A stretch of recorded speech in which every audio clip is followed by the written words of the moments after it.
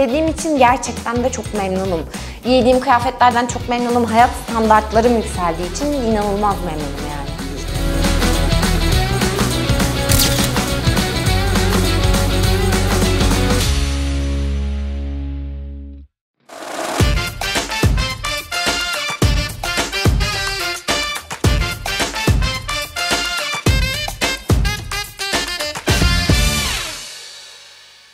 Evet, bugünkü bir hastamızı tanıtacağım size. Avukat Hande Hanım. Hande Hanım özelliği şu, 100 kilo ile ameliyata girdi. Şu an 59 kilo.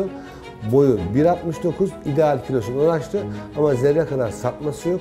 Ben bile tanıyamadım hastanede ve burada kimse kendini tanıyamadı. Sebebi de şu, obezite hayat kurtarıyor ama güzellik de yaratıyor. Ne diyorsun? Hocam öncelikle ben çok teşekkür ediyorum. Yani 6 aylık çok güzel bir serüven geçirdim sizinle beraber, Göksu Hanım'la beraber. Hiç sarkmadım, hayat konforum inanılmaz arttı. O yüzden ameliyat öncesindeki ilgi, alakadan, işte hastane personelinden, sizin ekibinizden inanılmaz memnun kaldım. Gerçekten hiç zorlanmadım. İkinci haftanın sonunda zaten artık normal hayatıma dönmüştüm. Bana sorarsanız ben 3. günde işe gidebilirdim. O kadar konforluydu her şey benim için. Ama bütün Göksu Hanım söylediği bütün listelere uyduğum, bütün tetkiklerimi gününde, saatinde, zamanında yaptırdım. Hiç sarkmadım. Çok da böyle wow, afaki sporlar yapmadım. Kendime dikkat ettim. Listelerin dışına da hiç çıkmadım. O yüzden gayet konforluydu yani. Herkesin sorduğu soru var, şu var. Yani bu ameliyatı oldum. Bu diyet veriyorlar ya program. Evet. Bu diyet programı aslında uyulmayacak bir diyet. Sen onlara mesela ekstra canım bir şey istedi de yok. İstemedi. Şöyle ki hiç istemedi. Zaten verilen diyet programı, yani bildiğimiz hastaların benim de çok uzun yıllar mücadele ettiğim diyet programları gibi sıkıcı ve üzücü şeyler değil. Zaten o ameliyattan sonra sizin kapasitenize göre verildiği, o işin içinize girdiğinizde anlaşılıyor.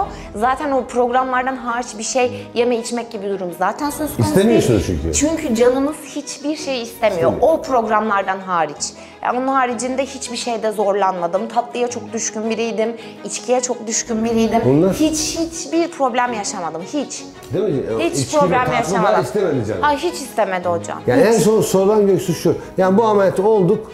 Diyet yapacaksa ben de aynı görüşteyim. Diyet yapacaksam niye ameliyat oluyorum? Ya tabii ki kesinlikle. Yani siz diyet değil aslında, beslenme. Diyet değil, sağlıklı beslenme yani. Kişiye özel. Kişiye özel. Değil mi? Mesela Hande Hanım özel, oluyor. değil mi? Hande Hanım özel bir diyet verdiniz. Tabii özel.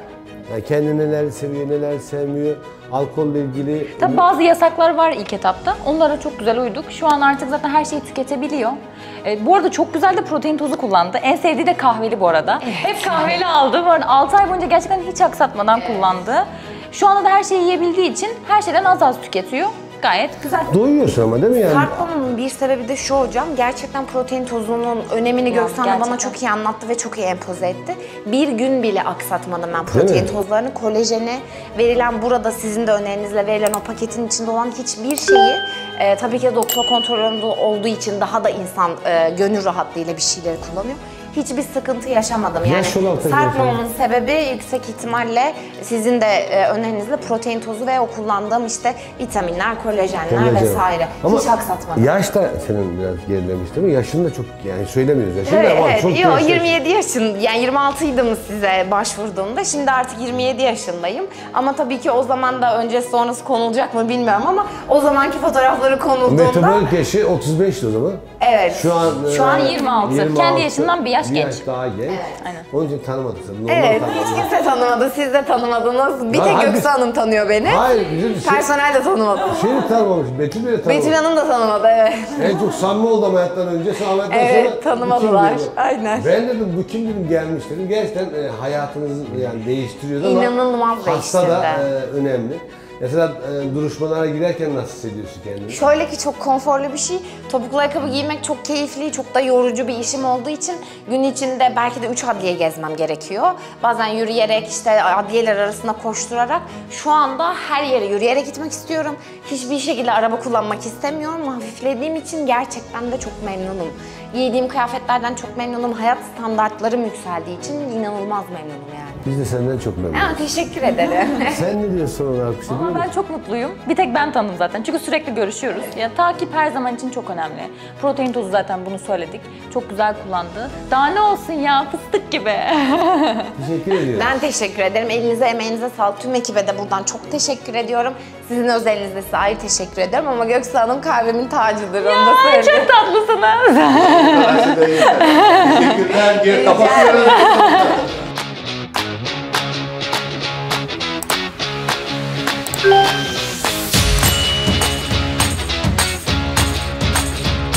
Bu arada şunu sormak istiyorum. Bizim bir sürü hastamız var. Takiplerine sıkıntımız yok fark olarak. Peki sosyal hayatınızda ne değiştirdi biz seni? Şöyle ki sosyal hayatımda çok konforluyum. İş hayatında inanılmaz rahatım. İstediğim her şeyi giyebiliyorum. İstediğim topuklu, yüksek topuklu ayakkabılarda istediğim şekilde koşturabiliyorum. Onun haricinde de insanlardan ya işte ne kadar zaten güzel olduğunu düşünüyorum ama daha ne kadar güzelleştin. İşte ne kadar güzel fiziğin olduğu, hiç sarkmamışsın, inanılmaz güzel gözüküyorsun gibi şeyler. Tabii ki de insanların sosyal hayatında benim özelimde de özgüveninizi çok arttırıyor. İnsanlarla sosyal ilişkilerde bulunmanızın orantısını çok arttırıyor. Dolayısıyla yani inanılmaz konforlu. Hayatımın her alanı çok konforlu. Özellikle sağlıksal alanı çok konforlu. Haricinde de arkadaşlarımın hepsi bana böyle ağzı açık bakıyorlar. Nasıl böyle bir şey olabilir Kıskanan falan yok mu? diye. Kıskanan var mı? Kıskanıyorlar tabii hocam. Ben kıskananlar için adresinizi tarif ediyorum. Ama gerçekten insanların bu değişimden Bakış dolayı açısı çok değişiyor. farklı Çok oluyor değişiyor. yani, değil mi? Yani yaşınız ufalıyor her ne olur. Kaç yaşında olursanız olun. Ben zaten genç bir kızım ama kaç yaşında olursanız olun kilo, görsellik ve bir kadın olduğunuz için görsellikte mesela ben bugün buraya gelirken daha konforlu giyindim, işte istediğimi giydim, onu aldım, bunu yaptım filan. Bu yani özellikle kadınlar için, erkekleri bilmiyorum ama kadınlar için inanılmaz bir konfor. Özel hayatınızda, sosyal hayatınızda, aile ilişkilerinizde her gün eve gittiğimde dedem böyle beni elimden tutup şöyle bir çeviriyor. Dön bakayım bugün ne giydin, ne kadar güzel olmuşsun diye. Eskiden hep aynı kıyafeti giyiyorlar. Hepsi bir şort giydim. Size gelmeden önce tam bir kış boyunca duruşmalardan hariç hepsi bir şort giyiyordum her gün. Şimdi diyorsun ki herkes beni görsün. Daha Şimdi önce herkes beni evet saklanıyordu. yani Ya bunun daha ön planda olmaktan rahatsız olmuyorsunuz artık. Sosyal hayat çok önemli. Önemli. Ama burada da önemli yine Göksel Hanım'ın nezdinde ben Göksel Hanım'a teşekkür ediyorum. Takip de çok önemli. Çok önemli. Sizi iyi takip etmesek, sadece ameliyat yapıp bıraksak yine aynı kilolara verirdiniz ama bu kadar güzel olmaz. Ya, teşekkür ediyorum. Çok Görüşürüz. sağ olun. Biz sana Teşekkür teşekkür ederim. ediyoruz. Çok sağ olun.